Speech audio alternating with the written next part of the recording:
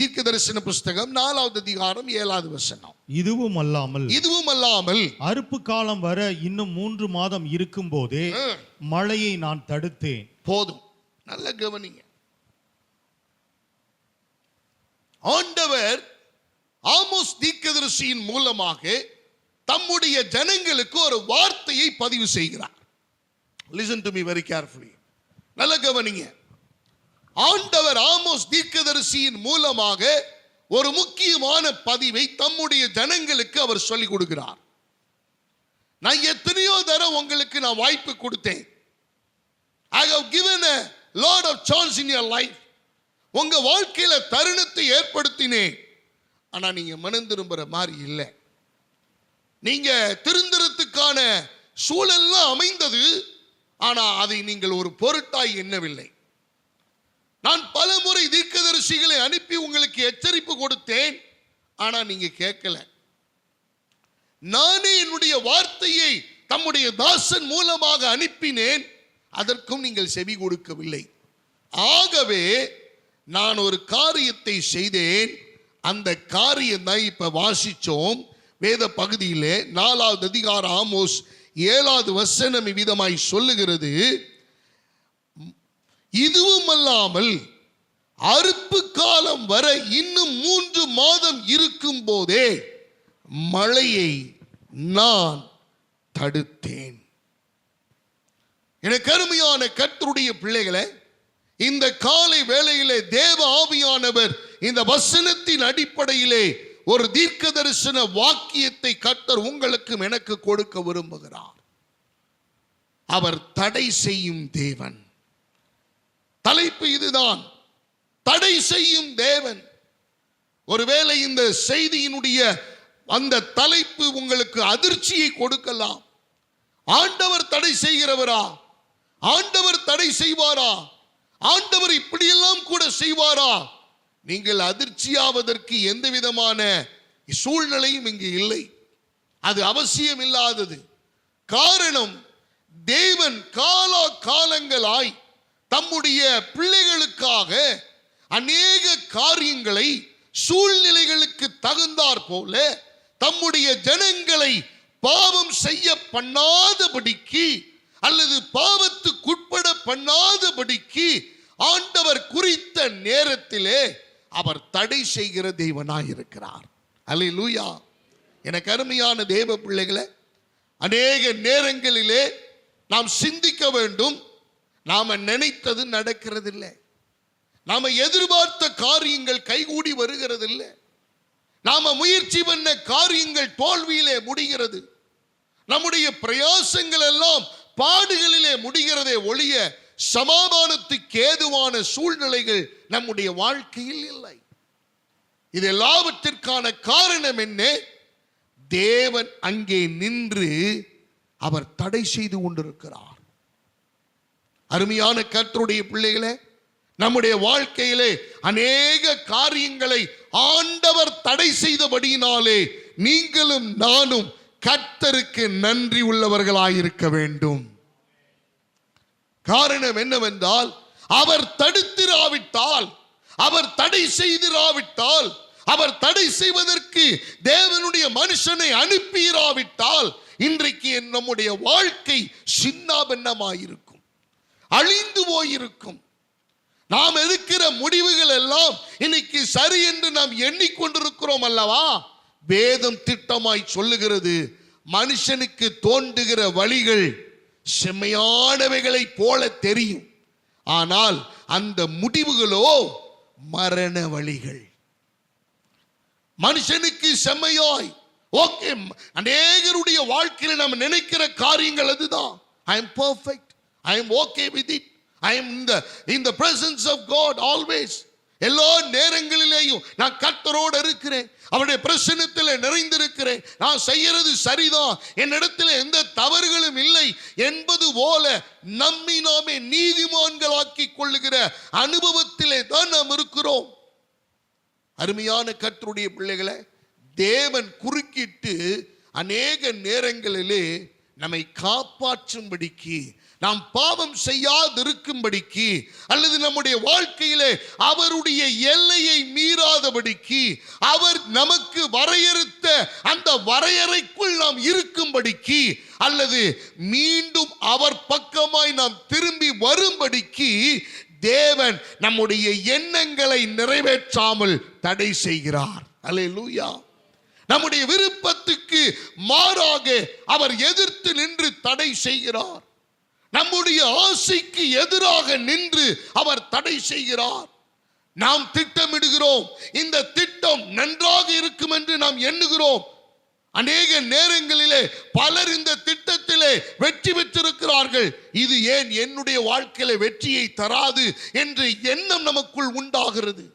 அருமையானவர்களே, ஆனால் நாம் புரிந்து கொள்ள வேண்டிய காரியம், தேவன் ஒரு காரியத்தை தடை செய்யும் போது அதற்கு மனதார நன்றி சொல்லுகிற ஒரு ஆவிக்குரிய ஸ்திரத்தன்மை நமக்குள் காணப்பட வேண்டும். யோபுவுக்கு அது இருந்தது. யோபு தன் வாழ்க்கையிலே சொன்னார், கர்த்தர் கொடுத்தார், கர்த்தர் எடுத்தார், கர்த்தருடைய நாமத்துக்கு. எப்படி அவரால் சொல்ல முடிந்தது? நம்மை போல சாதாரண மனுஷன்தான், நம்மை போல பூமியிலே வாழ்ந்தவன் தான், நம்மை போல எல்லாவற்றிலையும் பாடுகளை அனுபவித்தவர் தான். ஆனால் அவர் சொல்ல முடிந்தது, என்னை கொன்று போட்டாலும் அவர் மேல் நம்பிக்கையாயிருப்பேன்.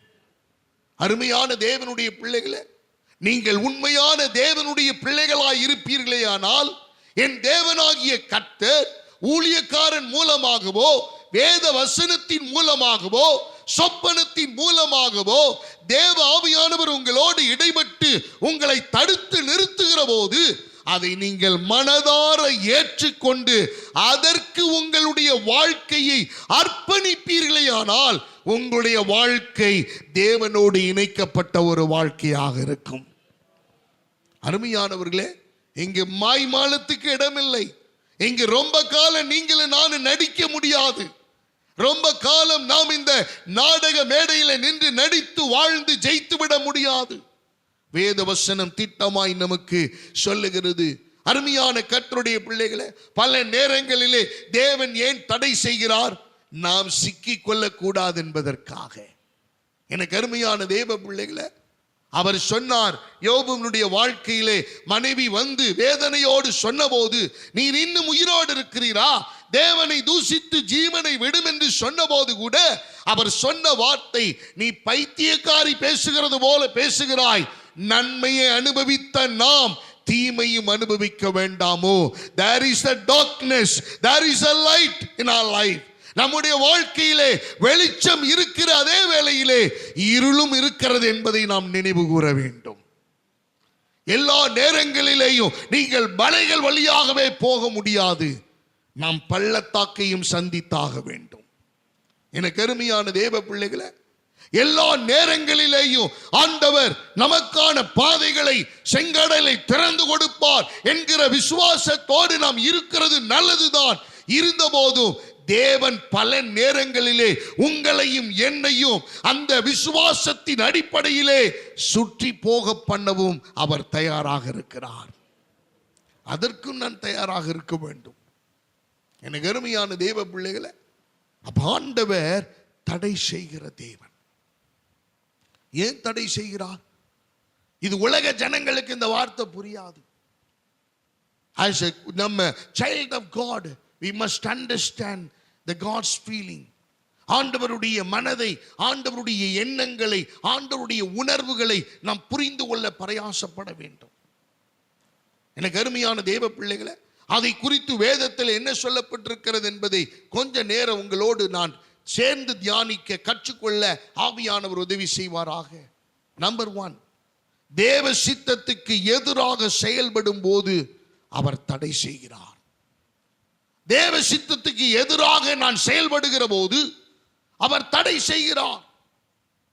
Most of the people, most of the Christian does not understand the meaning of the will of God in their life. தேவனுடைய சித்தம் என்ன என்பதை அநேக கிறிஸ்தவர்கள் தங்களுடைய வாழ்க்கையிலே இன்னும் உணரவில்லை. ஒரு காரியம் சக்சஸா நடந்துருச்சுன்னா அது தேவ சித்தம் நீங்க முடிவு பண்ணிடுறீங்களா? My dear people of God, that is absolutely wrong. அது முற்றிலும் தவறானது. ஒரு காரியம் கைகூடி வந்துவிட்டால் அது தேவ சித்தம் என்று நாம தீர்மானம் பண்ணி கொள்ளுகிறோம். ஒரு சம்பவத்தை உங்களுக்கு நினைப்பூட்ட நான் வாஞ்சிக்கிறேன். வேதம் சொல்லுகிறது, இந்த இடத்துல தேவ சித்தத்துக்கு எதிராக செயல்படுகிற போது அவர் தடை செய்கிறார். நான் ரொம்ப ஆண்டவருக்கு நன்றி சொல்றேன். ஏன்னா எனக்கு அப்படிப்பட்ட தடை செய்கிற ஒரு தேவன் இருக்கிறதுனால தான் நான் இன்னும் அவருக்கு விரோதமா செய்யாதபடிக்கு என்னை அவ்வப்போது தேவ சித்தத்துக்கு நேராக நான் போவதற்கு எனக்கு அவர் உதவி செய்து கொண்டே இருக்கிறார். நான் எப்பெல்லாம் எல்லையை மீறுகிறேனோ, எப்பெல்லாம் நான் கரை புரண்டு ஓடுகிற ஒரு நிலைக்கு தள்ளப்படுகிறேனோ, எப்பொழுதெல்லாம் எனக்குள்ளாக தேவ சித்தத்தை மீற வேண்டும் என்கிற உணர்வுகள் பொங்கி எழுகிறதோ, அப்பொழுதெல்லாம் எனக்குள் இருக்கிற எனக்காக தேவன் இருக்கிறார் என்பதை நினைப்பூட்டும்படியாக அவரே குறுக்கிட்டு அவர் தடை செய்து என்னை காப்பாற்றி மீண்டும் அவருடைய சித்தத்துக்கு நேராக என்னை திசை திருப்புகிற தேவனாயிருக்கிறார். எத்தனை பேர் என்னோட இருக்கிறீங்க? ஹல்லேலூயா! சத்தமா சொல்லுவோமா? ஹல்லேலூயா! கர்த்தருக்கு மகிமை உண்டாவதாக. எனக்கு அருமையான தேவனுடைய பிள்ளைகளே, தேவ சித்தத்துக்கு எதிராக நீங்களும் நானும் செய்வோமேயானால் அவர் தடை செய்வார். நான் 100% உண்மையை சொல்ல முடியும். உங்களை கர்த்தர் தடை செய்யல அப்படின்னா நீங்க தேவனுடைய பிள்ளையே இல்லை. எனக்கு அருமையான தேவ பிள்ளைகளை, நீங்க தேவனுடைய பிள்ளையே இல்லை, இருக்க முடியாது.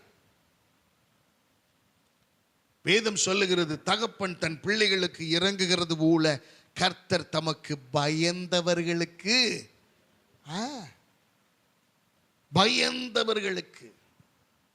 நம்ம கர்த்தருக்கு பயப்படுறோமா?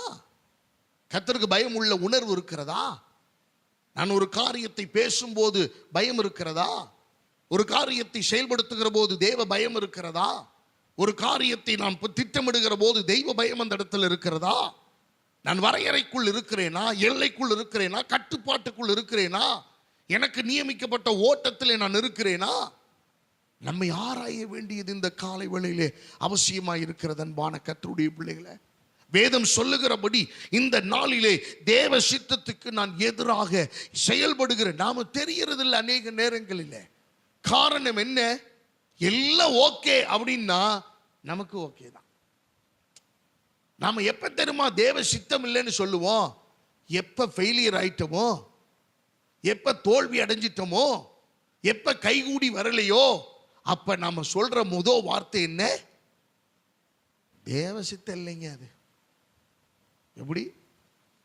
பல லட்சம் ரூபாய் பல ஆயிரம் செலவு பண்ணிட்டு நீ தெரிந்து கொள்ளுகிற ஒரு காரியம் என்ன?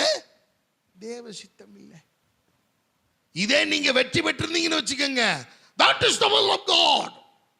இதுதான் தேவ சித்தம். தேவ சித்தம். எனக்கு அருமையானவர்களே, நம்ம எல்லாரும் சொல்றது தெரியுமா? நம்ம சொல்ற வார்த்தைகள் எல்லாம் தேவன் அவருடைய சித்தத்தின்படி இந்த வறுமையிலே என்னை நடத்துகிறார். என்னவா? இந்த வறுமையில, இந்த தரித்திரத்திலே கர்த்தர் என்னை,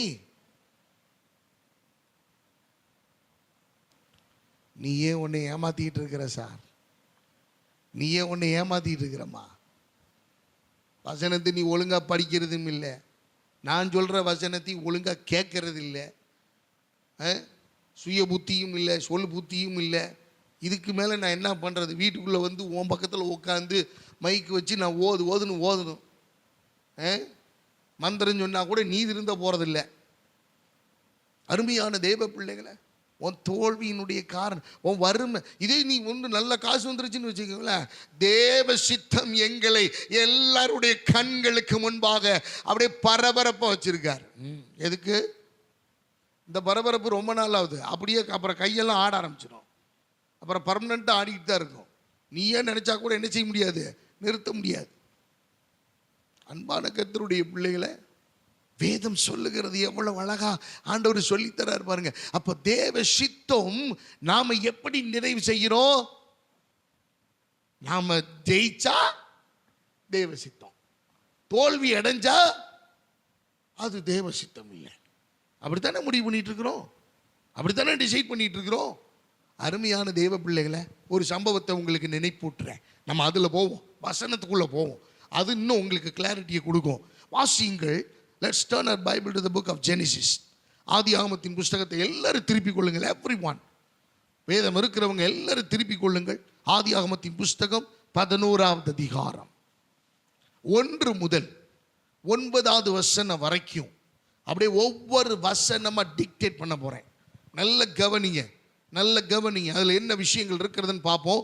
ஆதியாகமம் ஜெனிசிஸ் சாப்டர் 11 11வது அதிகாரம் 1 முதல். எல்லாம் திருப்பிட்டீங்களா? எல்லாம் திருப்பிட்டீங்களா? ஆமா, குறிப்பெல்லாம் அப்புறம் எழுத்துக்கலாம். நீங்க முதல்ல வசனத்தை பாருங்க, வசனத்தை பாருங்க. உங்களுக்கு எழுதுறதுக்கு டைம் கொடுக்குறேன். வாசிங்கப்பா. பூமி எங்கும் ஒரே பாஷையும் ஒரே விதமான பேச்சும் இருந்தது.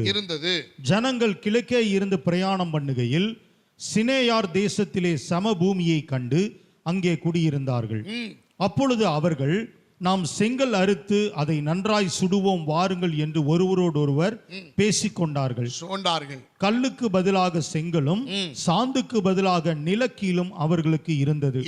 பின்னும் அவர்கள், நாம் பூமியின் மீதெங்கும் சிதறி போகாதபடிக்கு நமக்கு ஒரு நகரத்தையும் வானத்தை அளாவும் சிகரமுள்ள ஒரு கோபுரத்தையும் கட்டி நமக்கு பேர் உண்டாக பண்ணுவோம் வாருங்கள் என்று சொல்லிக் கொண்டார்கள். மனுபுத்திரர் கட்டுகிற நகரத்தையும் கோபுரத்தையும் பார்க்கிறதற்கு கர்த்தர் இறங்கினார். அப்பொழுது கர்த்தர், இதோ ஜனங்கள் ஒரே கூட்டமாய் இருக்கிறார்கள், அவர்கள் அனைவரும் ஒரே பாஷையும் இருக்கிறது, அனைவருக்கும் ஒரே பாஷையும் இருக்கிறது. அவர்கள் இதை செய்ய தொடங்கினார்கள். இப்பொழுதும் தாங்கள் செய்ய நினைத்தது ஒன்றும் தடைபட மாட்டாது என்று இருக்கிறார்கள். நாம் இறங்கி போய் ஒருவர் பேசுவதை மற்றொருவர் அறியாதபடிக்கு அங்கே அவர்கள் பாஷையை தாறுமாறாக்குவோம் என்றார். அப்படியே கர்த்தர் அவர்களை அவ்விடத்திலிருந்து பூமியின் மீதெங்கும் சிதறி போக பண்ணினார். அப்பொழுது நகரம் கட்டுகிறதை விட்டுவிட்டார்கள். பூமி எங்கும் வழங்கின பாஷையை கர்த்தர் அவ்விடத்தில் தாறுமாறாக்கினபடியால் அதன் பேர் பாபேல் எண்ணப்பட்டது. கர்த்தர் அவர்களை அவ்விடத்திலிருந்து பூமியின் மீதெங்கும் சிதறி போக பண்ணினார். அல்லேலூயா. சத்தமா சொல்லுங்க அல்லேலூயா. நல்ல கவனிங்க தேவனுடைய வார்த்தையை. தேவ சித்தத்துக்கு எதிராக செயல்படுகிற போது தேவன் இறங்கி வந்து அவரே தடை செய்வார். அல்லேலூயா. நீங்க கர்த்தருடைய பிள்ளைகளா இருந்தீங்கன்னா ஆண்டவரே தடை செய்வார். அன்பானவர்களே, இப்ப நம்ம முதல் சம்பவத்தை இந்த உலகத்தின் ஆரம்ப நாட்களிலே, என்ன கருமையான தேவ பிள்ளைகளே, பூமி எங்கும் ஒரே பாஷை இருந்த அந்த நாட்கள், ரொம்ப ரொம்ப பாப்புலேஷன் குறைந்த நாட்கள், குறைந்த ஆட்கள் இருந்த அந்த காலம். அப்படிப்பட்ட காலத்திலே எல்லாரும் ஒருமனப்பட்டு அவங்க பார்க்கிறாங்க, நமக்கு தேவையான வைக்கோல் இருக்கிறது, சாந்து இருக்கிறது, செங்கல் இருக்க பலம் இருக்கிறது, இடம் விஸ்தாரமாக இருக்கிறது, வீடுகளை கட்டி குடியிருக்கிற விருப்பம் என்று வீடுகளை கட்டி குடியிருந்து கொண்டிருக்கிறார்கள். இப்படிப்பட்ட சூழலிலே எல்லாரும் ஒரு கட்டத்துக்கு வர்றாங்க. அவங்க முடிவு பண்ற காரியம் என்ன தெரியுமா? நாம் எல்லாரும் ஒரு மனமாய் ஒரு பெரிய கோபுரத்தை, வசனத்தை வாசிங்க. பின்னும் 4வது வசனம், பின்னும் அவர்கள், நாம் பூமியின் மீதெங்கும் சிதறி போகாதபடிக்கு நமக்கு ஒரு நகரத்தையும் வானத்தை அளாவும் சிகரமுள்ள ஒரு கோபுரத்தையும் கட்டி எனக்கு அருமையான நமக்கு பேர் உண்டாக பண்ணுவோம் வாருங்கள் என்று சொல்லிக் கொண்டார்கள். எனக்கு அருமையான தெய்வ பிள்ளைகளை, ஆண்டவர் முதலாவது சொன்னார், நீங்கள் பூமி எங்கும் பரவி பலுகி பெருகி பூமியை நிரப்புங்கள். இது ஆண்டவர் போட்ட கட்டளை தானே. இப்ப இவங்க சொல்றாங்க, இந்த இடத்துல அவர்கள் ஒருமனப்பட்டு இந்த இடத்தில் நம்ம கூடியிருக்கிறோம், நாம் பூமியின் மீதெங்கும் சிதறி போகாதபடிக்கு. அருமையானவர்களே, நல்ல கவனிங்க. against the will of God. ஆண்டவர் நோவா கிட்டையும் சொல்றாரு, நீங்கள் இந்த பூமியை என்ன செய்யுங்க, ஆமா ஆண்டு கொள்ளுங்கள். பூமி இப்போ உங்களுடையது, பூமியை உங்க கையில கொடுத்திருக்கிறேன், ஆண்டு கொள்ளுங்கள். இது எல்லாத்தையும் நீங்க சுதந்திரித்துக்கங்க, எல்லாம் உங்களுடையதாக்கும் என்று நிரப்புங்கள் என்று கட்டளையிட்டார். நீங்க எல்லாம் சிதறி போய் பரவி போயிங்கன்னு சொல்லிட்டாரு. ஆனா இங்க நடக்கிற சம்பவம் என்னன்னா, எடுத்த காரியமே, நீங்க வீடு கட்டி குடியிருக்கிறதுல ஒரு பிரச்சனையும் இல்லை.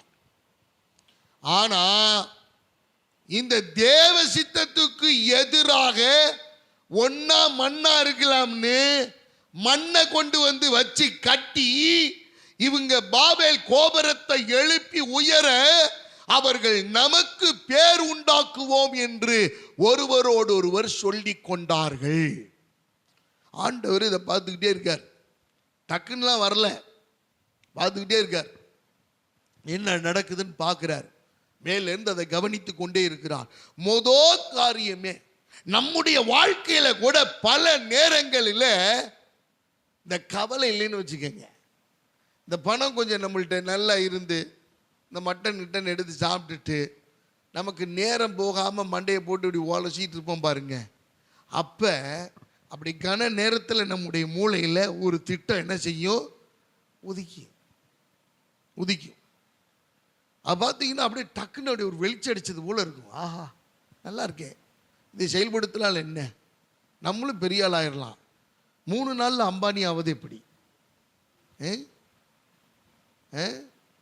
அருமையான தெய்வ பிள்ளைகளை, வேணுமா நீ அருக்காணி ஆகலாம், அம்பானி ஆகிறதுக்கெல்லாம் வாய்ப்பு இல்லை. அதுனா 3 நாளில் டக்குன்னு ஏதாவது ஒன்று பண்ணிக்கலாம். ஆனால் அம்பானி ஆகணும்னா வாய்ப்பே கிடையாது. ஒரு ஆணியாக கூட மாற முடியாது, ரொம்ப சிரமம். ஏன்னா இன்னைக்கு அப்படி ஆர்வத்தை தூண்டுகிற நம்மளுங்க ரீல்ஸ் பார்த்து அப்படி தட்டி மேலே போக போக போக அப்படியே நம்மளும் இங்கே ஆவி மேலே போகுது, மேலே தூக்குது. ஆகா, பரவாயில்லையே, ஓ பிஸ்னஸ் பண்ணி பாருங்க, ஒரே வருஷத்தில் 100 கோடி ரூபாயா, எப்பட்றா செய்வோம், வாங்க எல்லாம் செய்யுங்க. எல்லாத்தையும் போட்டு மண்டையை கழுவி இருக்கிற பணத்தை எல்லாம் கொண்டு போய் நகையெல்லாம் அடை வச்சு ஒரே நாளில் க்ளோஸ். 3 நாளில் முச்சந்தியில் நிற்பாங்க குடும்பத்தோட. ஏங்க இங்கே நிற்கிறீங்க, இளநீ வாங்கி கொடுக்க கூட காசு இல்லைங்க, ஒரே வெக்கையில் நிற்கிறோம். அருமையான தேவ பிள்ளைகளை நல்ல கவனிங்க. நாம் ஒருமனப்படும் போது கூட அது தேவ சித்தமாக இருக்கணும். தேவ சித்தத்துக்கு எதிராக இருக்குமே ஆனால் கர்த்தர் அதை தடை செய்வார். இன்னைக்கு நாம குடும்பமா எடுக்கிற முடிவா இருக்கட்டும், சபையா எடுக்கிற முடிவா இருக்கட்டும், அல்லது உறவுகளா சேர்ந்து எடுக்கிற முடிவா இருக்கட்டும், அல்லது ஒரு தனி மனிதனாய் சேர்ந்து எடுக்கிற முடிவா இருக்கட்டும், நீங்கள் எடுக்கிற முடிவு ஒவ்வொன்றும் தேவ சித்தத்துக்கு இணைந்திருக்கிறதா, தேவனுடைய வார்த்தை அதற்கு ஆதரவு தெரிவிக்கிறதா, கர்த்தருடைய வார்த்தை தீர்க்க தரிசனமாய் எனக்கு வெளிப்படுத்தப்படுகிறதா, தரிசனத்தில் ஆவது சொப்பனத்தின் ஆளாவது கர்த்தர் எனக்கு இந்த காரியத்தை குறித்த வெளிப்பாடுகளை தருகிறாரா, சிந்திக்க வேண்டும். எனக்கு அருமையான தேவ பிள்ளைகளை, இன்னைக்கு ஆசை காட்டுறான், சார் நீங்கள் பானிபூரி கடை வச்சிங்கன்னா நீங்கள் பெரிய ஆளாயிடலாம் சார், ஒரு நாளைக்கு 5000 ரூபா. இவன் நல்லா படித்து இவனுக்கு 30 லட்சம் ரூபா செலவு பண்ணி இவனை படிக்க வச்சு அவங்க அப்பா அம்மா இப்போ கடைசியில் தெருவில் நின்று என்ன போட்டுட்ருக்கான், பானிபூரி. வர்றவன் பூரா ஃப்ரெண்டு, மாப்பிள்ளை குடிச்சிட்டு போயிடான், மச்சான் குடிச்சிட்டு போயிடறான். அப்புறம் என்னென்ன வார்த்தை எல்லாம் இருக்கோ தெரியல. அவன் எல்லாம் இலவசமாக குடிச்சிருவான். எல்லாம் குறையுது, தொட்டு வரல, வருமானம் வரல. எனக்கு அருமையானவர்களே, இன்னும் தெருவில் தான் நிற்கிறாங்க. ஒரு பெரிய முன்னேற்றத்தெல்லாம் பார்க்கறதுக்கான வழி இல்லை, சாத்தியம் இல்லை. ஒருவன் உலகம் செய்கிறதை பார்த்து தேவனுடைய பிள்ளை செய்வானேயானால் அது தேவ சித்தமாய் இருக்க 100% அல்ல, 200% வாய்ப்பே கிடையாது. அல்லேலூயா. உன்னுடைய உயர்வை, உன்னுடைய வளர்ச்சியை, உன்னுடைய திட்டத்தினுடைய காரியங்களை பரிசீலனை பண்ணி உயர்த்துகிறவரும் தாழ்த்துகிறவரும் அவர் ஒருவர் மாத்திரமே. அல்லேலூயா. நாம் அதை தெரிந்து கொள்ள வேண்டும். இந்த ஜனங்கள் எல்லாரும் இப்ப ஒருமனப்பட்டு தேவ சித்தத்துக்கு விரோதமாய் நிற்கிறார்கள். பூமி எங்கோ சிதறி போக வளர வளர வளர வளர இப்ப கோபுரம் தேவையா? இப்ப கோபுரம் தேவையா? வாருங்கள் எல்லோரும் சேர்ந்து விவசாயம் பண்ணுவோம். எவனுக்கா புத்தி வந்துச்சா? வாருங்கள் எல்லாரும் சேர்ந்து ஒரு ஆலயத்தை கட்டுவோம் வந்துச்சா? கர்த்தருக்குன்னு எதையுமே செய்யல. அவன் சொன்ன வார்த்தையை நீங்க அந்த 2 வார்த்தை அந்த வசனத்தில் இருக்கு. 4வது வசனத்தில் அதை நீங்க எல்லாம் ரவுண்ட் பண்ணுங்க பார்க்கலாம். ஒன்று நமக்கு அப்படிங்கிற இடத்த 2 இடம் இருக்கிறது. அதை ரவுண்ட் பண்ணுங்க, அதை வட்டமிடுங்க. நமக்கு சொல்ற பாருங்க. அவர்கள் நாம், அந்த நாம்ன்றதையும் நீங்க ரவுண்ட் பண்ணுங்க. நாம் பூமியின் மீதெங்கும் சிதறி போகாதபடிக்கு நமக்கு ரவுண்ட் பண்ணுங்க. ஒரு நகரத்தையும் வானத்தை அளாவும் சிகரமுள்ள ஒரு கோபுரத்தையும் கட்டி, அடுத்தது நமக்கு ரவுண்ட் பண்ணுங்க, பேர் உண்டாக பண்ணுவோம் வாருங்கள் என்று சொல்லிக் கொண்டார்கள். இதுல எங்கேயாவது தேவ சித்தத்தை பார்க்க முடியுதா? You can't find anywhere in these particular words the will of God. தேவனுடைய சித்தத்தை இந்த வசனத்தில் நீங்க கண்டே பிடிக்க முடியாது.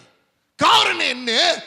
எல்லா சுயம், எல்லா தனக்கு, நமக்கு பேர் உண்டாக வானத்தை அளாவும். சரிங்க, நீ கோபுரம் கட்டுறதெல்லாம் சரிங்க, இப்படி 10 அடியில் இருந்தா பத்தாதா? வானத்தை தொடணும். அருமையான தேவ பிள்ளைகளை நல்ல கவனிங்க. இந்த வானத்தை தொடணுங்கிற ஆவி ஒன்று இருக்குது. அதை நான் பிறகு சொல்லித்தரேன். இப்ப எல்லாத்தையும் நான் சொல்ல முடியாது. இந்த வானத்தை தொடுவேன், இந்த வானத்துக்கு ஏறுவேன், இந்த வானத்தை நான் பார்ப்பேன், நிலாவுக்கு போவேன், அந்த கிரகத்தை எல்லாம் நான் பார்ப்பேன், அந்த வெளியில தான் என்னை அடக்கம் பண்ணணும் அப்படிங்கிறதுல ஒரு கைண்ட் ஆஃப் ஸ்பிரிட்.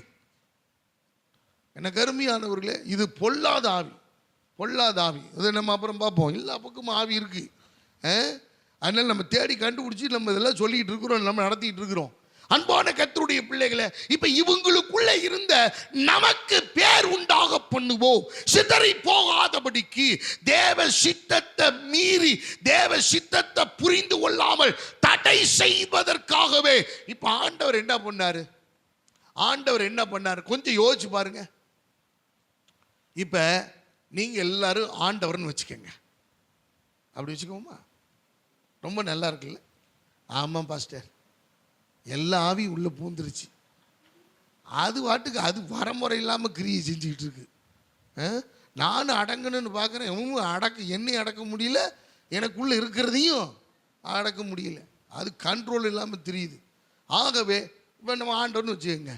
இப்போ நீங்கள் பார்க்குறீங்க, பாபேல் கோபுரத்தை கட்டிட்டு இருக்காங்க, பயங்கரமாக கட்டிட்டு இருக்காங்க. எல்லாம் ஒன்றா சேர்ந்து ஜெய ஜெய ஜெயன்னு காலை சாப்பாடு ஒரு டீம் செஞ்சுக்கிட்டு இருக்கு, மத்தியான சாப்பாடு ஒரு டீம் செஞ்சுக்கிட்டு இருக்கு, நைட்டு சாப்பாடு ஒரு டீம் செஞ்சுக்கிட்டு இருக்கு, குழந்தைகள் எல்லாம் ஒரு டீம் பார்த்துக்கிட்டு இருக்கு, வாலிபர்கள் எல்லாம் கடுமையாக வேலை செய்கிறாங்க. அப்படியே ஒரு கற்பனைக்கு வாங்க, நம்ம எல்லாம் பாபேல் கோபுரத்துக்கு போவோம். அப்படி எல்லாம் பயங்கரமாக செஞ்சுக்கிட்டு இருக்கு.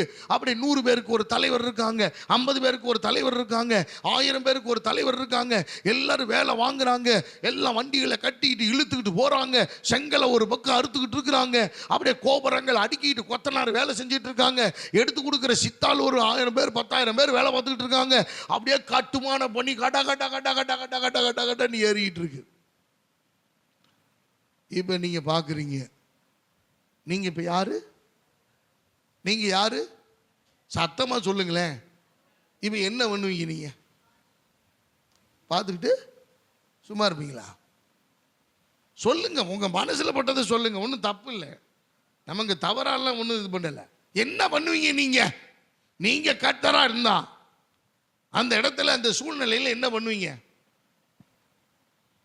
இது அதாவது என்னன்னா பேசிட்டா கூட பிரச்சனை இல்லை, இந்த மௌனமாக இருக்கு பார்த்தீங்களா, வெரி டேஞ்சரஸ், வெரி டேஞ்சர். அமுக்கினி இது பெருசு குண்டா போட்டுரும், இது எல்லாத்தையுமே க்ளோஸ் பண்ணி விட்டுரும்.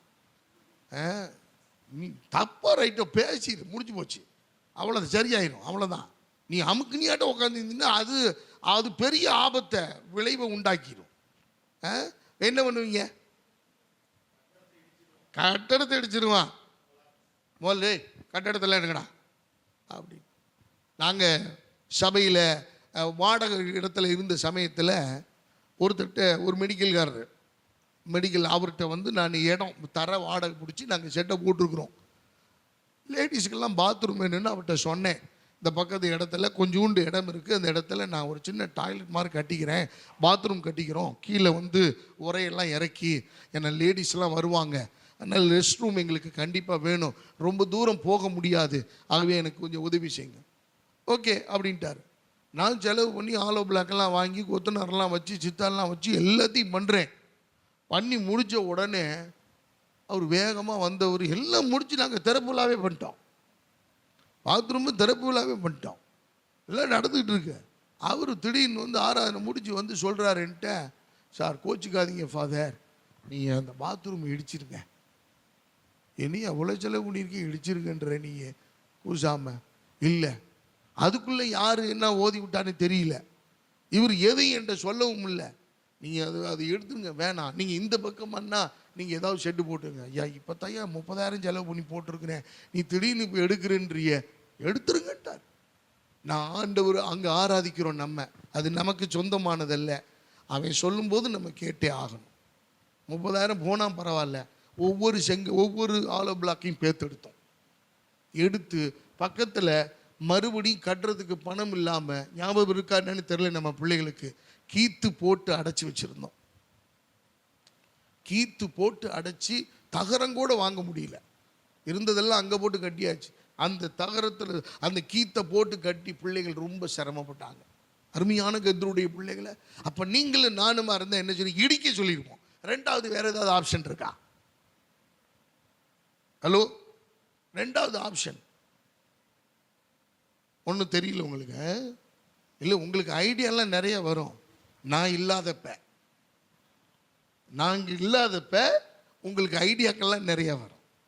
அப்போ நீங்கள் ஐடியா இருக்கட்டும். இப்போ நம்ம நல்லா கவனிப்போம். ஆண்டவர் இறங்கி இவங்களை எல்லாத்தையும் நிர்மூலமாக்கி இருக்க முடியும்.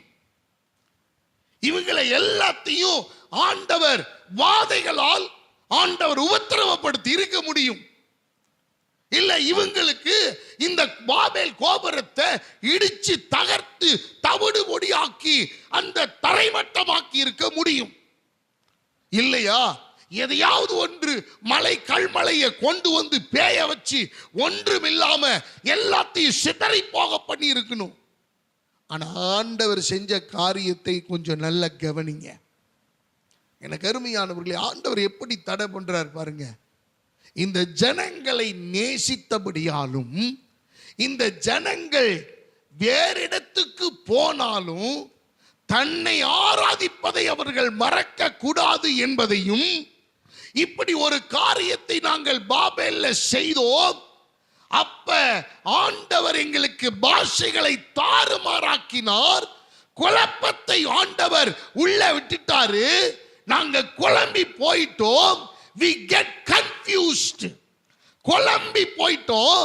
அந்த குழப்பத்தின் நிமித்தமாய் அவர்கள் பாஷையை பேசுகிறவர்கள் அந்த வேலையை அப்படியே விட்டுட்டு அவர்கள் பிரிந்து சிதறி போனார்கள். அல்லேலூயா. எனக்கு அருமையான தேவ பிள்ளைகளை, நல்ல கவனிங்க.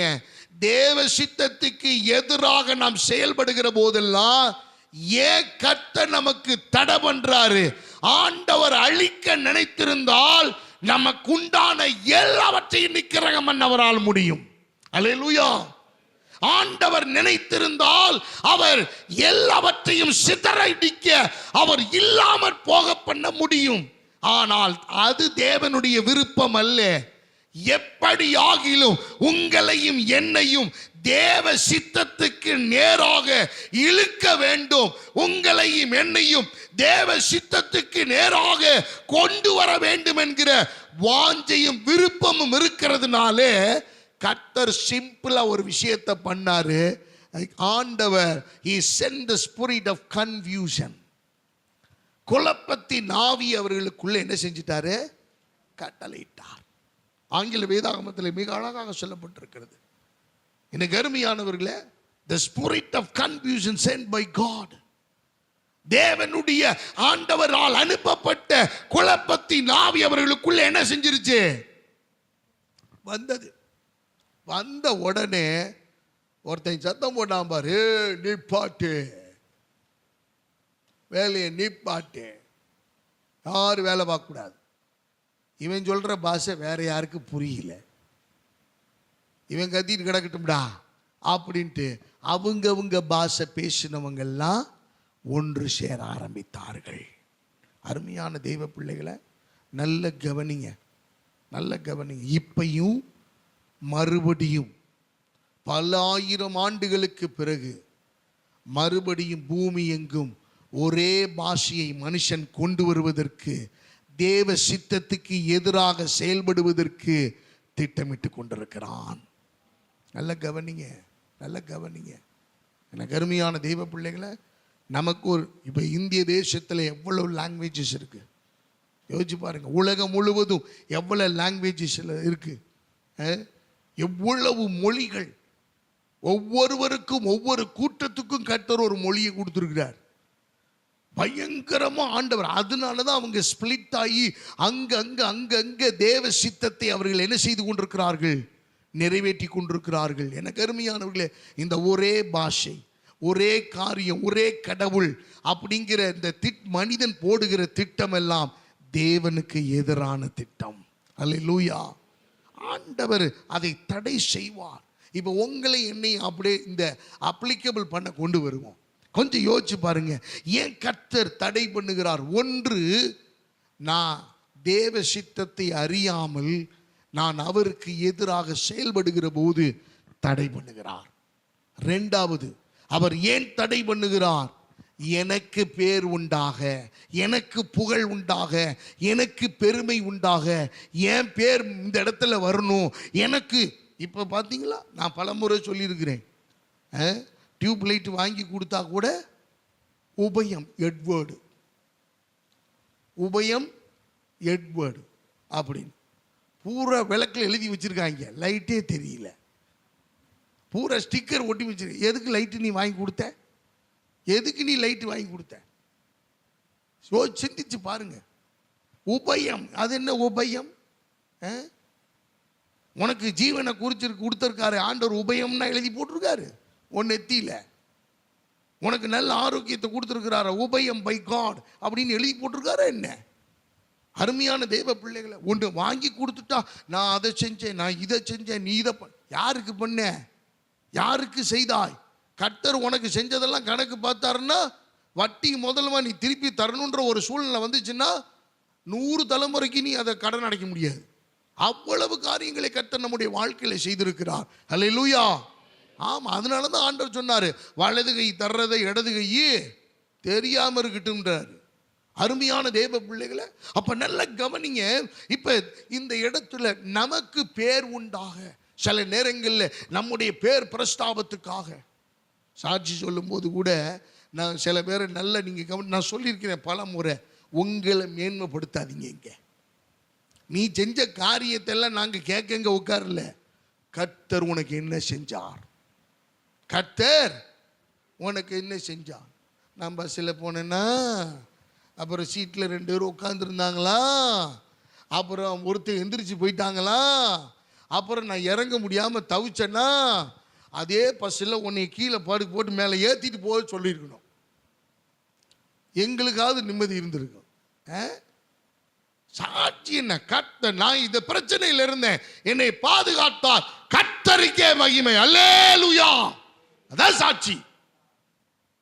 நான் இதுல மன குழப்பத்தில் இருந்தேன், கர்த்தர் என்னை ஆசீர்வதித்தார், என்னை அதிலிருந்து விடுதலை ஆக்கினார், கர்த்தருடைய நாமத்துக்கு ஸ்தோத்திரம் உட்கார், முடிஞ்சு போச்சு. நான் குழம்பு வச்சுக்கிட்டு இருந்தேன்னா நீ ஆமா நீ சாகிற வரைக்கும் குழம்பு வச்சுக்கிட்டு தான் இருக்கணும். நீ யாருக்கா வச்சு கொடுத்தா தானே உனக்கு வச்சு கொடுப்பாங்க. நீ யாருக்கும் நல்லது செய்கிறதே இல்லை, நீ வாங்கி திங்கிறதுல தான் குறியா இருக்கிற. அன்பான கர்த்தருடைய பிள்ளைகளை நல்ல கவனிங்க. அப்ப ஆண்டவர் மிக அழகாக சொல்லி கொடுக்கிறாரு. இப்ப இத புரிந்து கொண்ட ஜனங்களை புரிந்து கொண்ட ஆண்டவர் அப்படி தடுத்து நிறுத்துறார். ஒண்ணுமே சொல்ல, the spirit of confusion சில நேரங்களில் சில குழப்பத்தை நமக்குள்ள கொண்டு வருவார். எதுக்கு தெரியுங்களா? நம்ம சொல்லுவோம், எனக்கு சரியா முடிவெடுக்க முடியல. ஏன் தெரியுமா முடிவெடுக்க முடியல? நீ எடுக்க போற முடிவு தேவ சித்தம் இல்லை. அதனால தான் கர்த்தர் ஸ்பிரிட் ஆஃப் கன்ஃபியூஷனை ஆண்டவர் அனுப்பி வைக்கிறார். எனக்கு அருமையான தெய்வ பிள்ளைகளை, தேவ சித்தம் இல்லாதனால் அடுத்தது நமக்கு பேர் உண்டாக ஓம் புகழும் இங்க ஓம் பேர் இங்க வரணுங்கிற அவசியம் இல்லை. இல்லை. தேவாலயம் கட்டுகிற போது ஒரு பிரதர் வந்தார். நான் அவரை முன்னையும் பார்த்ததில்லை பின்னையும் பார்த்ததில்லை. வந்துட்டு பாஸ்டர் நல்லா இருக்கீங்களா அப்படின்னு கேட்டார். நான் நல்லா இருக்கேன், நீங்க யாரு அப்படின்னு. என்னை யாருன்னு கேட்காதீங்க அப்படின்னார். எடுத்த உடனே என்னை யாருன்னு கேட்காதீங்க அப்படின்னு. சரிங்க பிரதர் நான் கேட்கல, வந்த விஷயம் என்ன அப்படின்னு. உட்காருங்க, தண்ணி சாப்பிடுங்க, இந்த டீ வைக்க சொல்றேன், டீ குடிச்சிட்டு போங்க, எதுவுமே வேணான்ட்டார். வந்துட்டு ஒரு கவரில் ஒரு ஆஃபரிங் கொடுத்துட்டு, இந்த கட்டுமான பணியை குறித்து கர்த்தர் என்னோடு பேசினார். நான் என் ராத்திரி வேளையில் நான் ரொம்ப மன உளைச்சல் இருந்தேன். நான் எழுந்து ஜெபம் பண்ணி கொண்டிருக்கும் போது இந்த புலியூர் பட்டணத்தை இந்த ஆலயத்தையும் எனக்கு வெளிப்படுத்தினார். அதனால நான் காலையில் உடனே புறப்பட்டு நான் இந்த இடத்துக்கு வந்துட்டேன் உங்களை சந்திப்பதற்காக. எனக்கு இந்த இடத்துக்குலாம் நான் வந்ததில்லை, தி வெரி ஃபர்ஸ்ட் டைம் நான் வர்றேன். உங்களை பார்த்துட்டு எனக்கு ரொம்ப சந்தோஷம். எனக்காக என் குடும்பத்துக்காக ஜெபம் பண்ணுங்க. அவர் எங்கே இருக்கிறேன், எங்கேருந்து வர்றேன், அவருடைய குடும்பத்தில் யார் யார் இருக்காங்க, என்ன தொழில் செய்கிறார், எதுவுமே எனக்கு தெரியாது. அருமையான தெய்வ பிள்ளைகளை யோசிச்சு பாருங்க. அவருடைய நோக்கம் என்ன தெரியுமா? கர்த்தர் என்னை செய்ய சொன்னார், நான் செஞ்சிட்டேன், என் கடமை முடிச்சிருச்சு. இதில் என் பேர் வரணும், என்னுடைய நேம் வரணும், என் குடும்பத்தின் பேரை சொல்லணும். இன்னொன்று பாருங்க, இந்த செல்வகுமார் பத்திரிகையில் இது மாதிரி இந்த இன்னாருடைய தகப்பனாருடைய இன்னாருடைய வம்சாவளியில், இன்னார் வம்சா குடும்பத்தில், இன்னாருடைய கோத்திரத்தில், இதெல்லாம் எழுதுறதுக்குள்ளே டியூப் லைட்டே வெடிச்சிடும். என்னையா அது காயில் கருகி போகிற மாதிரியாப்பா பேர் எழுதுறது? என்ன நீ கர்த்தருக்கு செய்கிற, ஆண்டவருக்கு செய்கிறது, அந்த உற்சாகம், மனம், தைரியம், அதெல்லாம் பேர மாதிரி நம்முடைய உள்ளுக்குள்ள நமக்கு பேர், இந்த பெருமை. இன்னும் சில பேரை பார்த்தீங்களா, நீங்கள் போய் பாருங்க இந்த சர்ச்சில் எல்லாம் நான் தான் வாங்கி கொடுத்தேன், நான் தான் வாங்கி கொடுத்தேன். இங்கே சொல்ல மாட்டாங்க, எல்லாம் நம்மளது தான், நம்ம தான் செஞ்சோம், நம்ம இல்லைன்னா அது ஒன்றுமே இல்லை. அருமையானவர்களே, யாரை கொண்டும் எதையும் செய்ய அவரால் முடியும். ஏழைகளை கொண்டு கூட அவரால் செய்ய முடியும். அப்படித்தான் இருக்கு. ஆகவே நமக்குள்ள இந்த பெருமை, அகந்த, மேட்டிமை, இது தற்பெருமை, நமக்கு பேர் உண்டாக பண்ணுவோம். இந்த நோக்கமெல்லாம் இருந்துச்சுன்னா கர்த்தரே என்ன செஞ்சிருவாரு? தடை பண்ணுவார். இன்னைக்கு நம்முடைய வாழ்க்கையில் தடையா இருக்கிற காரியங்கள் அநேகம் இன்னைக்கு நம்முடைய வாழ்க்கையில தேவ சித்தத்துக்கு விரோதமாய் இருப்பதுனாலும், தேவ திட்டத்துக்கு விரோதமாய் இருப்பதுனாலும், நமக்கு பேர் உண்டாக பண்ணுவோம் என்கிற எண்ணங்கள் இருக்கிறதுனாலும் ஆண்டவர் இந்த காரியத்தை செய்கிறார். இந்த கோபுரத்தை ஆண்டவர் இடிக்கல. காரணம் என்ன தெரியுங்களா? அது இன்ன வரைக்கும் பாபேல் எண்ணப்படுகிறது. பாபேல் என்றால் என்ன தெரியுமா? தேவனுடைய சித்தத்துக்கு விரோதமாய் செய்கிற ஒரு அடையாளம். இன்ன வரைக்கும் அது ஒரு நினைவு சின்னமா இருக்கு. தேவ சித்தத்துக்கு அது முழுசா முடிக்கப்படல. பாபேல் கோபுரம் முழுசா முடிக்கப்படல. எனக்கு அருமையானவர்களே, பாதியில் நிறுத்தப்பட்டது. இன்னைக்கு உங்க வாழ்க்கையில பாதியில் நிறுத்தப்பட்ட ப்ராஜெக்டுக்குள்ள காரணங்கள்லாம் என்ன தெரியுமா? நீங்க தேவ சித்தத்துக்குள்ள இல்லை சார், நீங்க தேவ சித்தத்துக்குள்ள இல்லை சாமி. நான் வருத்தத்தோடு சொல்லுகிறேன், இப்பையும் கர்த்தர் தடை பண்ணதுக்கான காரணம் என்ன தெரியுமா? உங்க பிள்ளைகளுடைய வாழ்க்கையில, உங்களுடைய வாழ்க்கையில, உங்க குடும்பத்தில், உங்களுடைய வேலையில, உங்களுடைய மேரேஜ் லைஃப்ல, உங்களுடைய ஒரு சின்ன சின்ன விஷயங்கள்ல நீங்க தடையா நினைக்கிறீங்கல்ல, அதெல்லாம் என் தேவன் உங்களை நேசித்தபடினாலே அவர் குறுக்கிட்டு அவர் தடை பண்ணின விஷயம். எத்தனை பேருக்கு புரியுது? உங்களை கர்த்தர் அழிவுள்ள தள்ளி வேதனைப்படுத்தி அதுல களி கூறணும்னு கர்த்தர் செய்யல. உங்களுடைய நன்மைக்காக, நீங்க தேவ சித்தத்துக்கு மறுபடியும் வரணுங்கிறதுக்காக அவர் தடை பண்ணி உங்களை மறுபடியும் அவர் சேர்த்து கொண்டார். அல்லேலூயா. சிதறி போனவர்கள் இப்ப இந்த பாபேல் கோபுரத்தை கட்டியிருந்தாங்கன்னா ஆண்டவர் இல்லாம போயிருப்பார் அவங்களுக்கு. ஆனா பாபேல் கோபுரம் கட்டாம போனதுனால, எனக்கு அருமையான தேவ பிள்ளைகளை, தேவன் ஒவ்வொருவருக்கும் கூட்டமாய் இப்ப தனித்தனி பாஷைக்காரர்களும் கர்த்தரை உயர்த்த ஆரம்பித்தார்கள். அல்லேலூயா. எனக்கு அருமையான தேவ பிள்ளைகளை, ஒரு 5-6 ஆண்டுகளுக்கு முன்பதாக எங்களுடைய பூர்வீக வீடு அதை விற்கணுங்கிற ஒரு சூழ்நிலை வந்துருச்சு. நாங்கள் ரொம்ப கஷ்டப்பட்டோம், ரொம்ப அழுதோம், ரொம்ப பாடுபட்டோம், ரொம்ப வேதனைப்பட்டேன். ஒரு கட்டத்தில் நான் அழுது ஒரு நாள் அதிகாலை ஜெபம் பண்ணி கொண்டிருந்த போது கர்த்தர் என்னோடு இடைப்பட்டார். சொன்னார், நீ என்னை பெருசா நினைக்கிறியா, இந்த பூர்வீக வீட்டை பெருசா நினைக்கிறியா? அப்போ நான் ஆண்டவர்கிட்ட சொன்னேன், ஆண்டவரே எங்களுக்கு எப்பயுமே நீங்க தான் ஆண்டவரே பெருசு, இதெல்லாம் ஒரு பெரிய காரியம் அல்ல. அருமையான தேவ பிள்ளைகளை, அது பாபேலாய் நினைவு சின்னமாய் இருந்திருக்குமே ஆனால் எங்களுடைய வாழ்க்கையின் உயர்வு இந்த நிலைமையில வந்திருக்குமான்னு எங்களுக்கு தெரியல. ஆனா எப்பொழுது இந்த பாபேல் எங்களை விட்டு விலகி போனதோ அப்பொழுது கர்த்தர் எல்லாவற்றிலேயும் எங்களுக்கு மிகுந்த சமாதானத்தை கொடுத்து எங்களுடைய இறுக்கமான நிலைமைகளை எல்லாம் கர்த்தர் லெகுவாக மாற்றி தந்தார். அல்லேலூயா. இன்னைக்கு விடுதலையோடு ஆராதிக்கிறோம்னா அதுவும் ஒரு காரணம். அருமையான கர்த்தருடைய பிள்ளைகளை, நிறைய விஷயங்கள் உங்களை விட்டு போகுது, உங்க கையை விட்டு போகுது, அது உங்களுக்கு விருப்பமா இருக்காது. ஆனா கர்த்தர் அதை அனுமதிக்கிறார். விட்டுருங்க, அதை பிடிச்சிக்காதீங்க. ஏன் தெரியுமா? அதை பிடிக்க உங்களுக்கு ஆபத்து. நீங்க விட்டுட்டீங்க அப்படின்னு சொன்னா என் தேவன் உங்களை அபரிமிதமான ஆசீர்வாதத்துக்கு நேராய் கொண்டு போவார். இரண்டாவது ஒரு விஷயத்தை சொல்லுகிறேன், வாசியுங்கள். என்னாகமத்தின் புஸ்தகம் 22வது அதிகாரம் 11 முதல் 35 வரைக்கும் நம்ம வாசிக்க முடியாது, நாம் தெரிந்து கொள்ளுவோம். ஒரு சில வசனங்களை வாசிப்போம். என்னாகமம் 22:11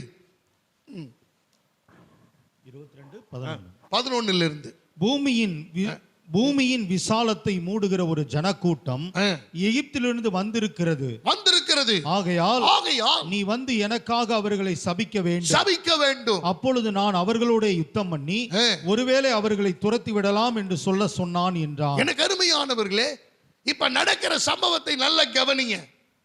பாலாக், பேயோரின் குமாரனாகிய பாலாக் என்பவன் பீலேயாமை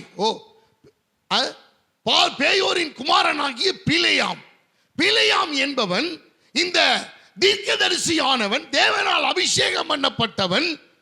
இந்த பாலாக்கினுடைய வார்த்தைக்கு இணங்கி இந்த பாலாக்கு சொன்னதை கேட்டு இஸ்ரவேல் ஜனங்களை சபிக்கும்படியாக இவன் புறப்படுகிறான். இப்ப அங்க நடந்த சம்பவத்தை தான் நம்ம பார்க்க போகிறோம். அதுல ஒரு சில டீட்டெயிலை நான் சொல்றேன், எல்லாரும் திருப்பி கொள்ளுங்கள். என்னாகமத்தின் புஸ்தகம் 22வது அதிகாரம். சிப்போரின் குமாரனாகிய பாலாக், பேயோரின் குமாரனாகிய பீலேயாம். இந்த சிப்போரின் குமாரனாகிய பாலாக் இந்த இஸ்ரவேல் ஜனங்கள் வந்திருக்கிறத பார்க்கிறான். அவர்கள் வெட்டுக்கிளிகளை போல பள்ளத்தாக்கெங்கும் அப்படியே பரவி கிடக்கிறார்கள். அவன் சொல்றான், பூமியின் விசாலத்தை மூடுகிற ஒரு பெரும் திரள் கூட்டம் இங்கே வந்திருக்கிறது. எப்ப இவன் பயங்கரமான ஆளா இருக்காங்க.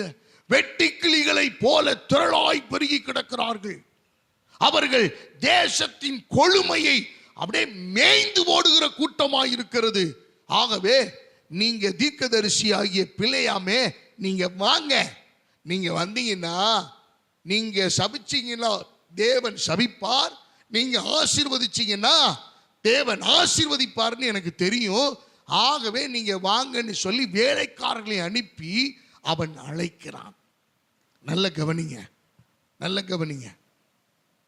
வசனம் 22:7 வாசிங்க. 3. அப்படியே மோவாபின் மூப்பரும்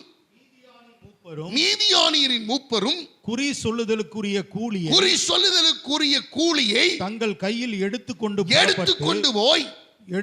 புறப்பட்டு பிலேயாமினிடத்தில் போய் பாலாக்கின் வார்த்தைகளை அவனுக்கு சொன்னார்கள். இப்ப ஃபர்ஸ்ட் அழைப்பு வருது பிலேயாமுக்கு அழைப்பு வருகிற போதே கையில என்னத்தோட சேர்த்து வருது? ஹலோ, என்ன சேர்த்து வருது? கூலியும் வருது. அருமையானவர்களே, யோசிச்சு பாருங்க. இப்போ உங்க ஓனர் வேலைக்கு கூப்பிடுறாரு, எப்ப வந்துருப்பா அப்படின்னு. வந்த உடனே 1 மாச சம்பளத்தை கையில கொடுத்துட்டு அடுத்த 30 நாள் இடைவிடாம நீ வந்து வேலை பாரு, உனக்கு சம்பளம் வந்துட்டு 30 நாள் வந்துட்டீன்னா இந்த சம்பளம் உனக்கு ஃப்ரீ. எப்படி இருக்குன்னு நினைக்கிறீங்க? நமக்கு அந்த 1 மாசம் யாரை பத்தியே தான் பேச்சா இருக்கும். எங்க ஓனர் ரொம்ப நல்லவர், எங்க ஓனர் மாதிரி வராதுங்க, வாய்ப்பே இல்லைங்க. எங்க ஓனர் அதெல்லாம் சான்ஸே இல்லைங்க. இது எனக்கு நடந்திருக்கு. எங்க பாஸ்டர் மாதிரி அப்பெல்லாம் எனக்கு பூகம்பம் வந்த மாதிரி இருக்கும். என்ன எங்க கொண்டு போய் தள்ள போறாங்கன்னு தெரியல. எனக்கு அருமையானவர்களே, பயங்கரமான ஒரு விஷயம். இப்ப இந்த கூலியோட வருது. கூலியோட வந்த உடனே ரொம்ப நல்லா இருக்கும்ல. நாங்கள்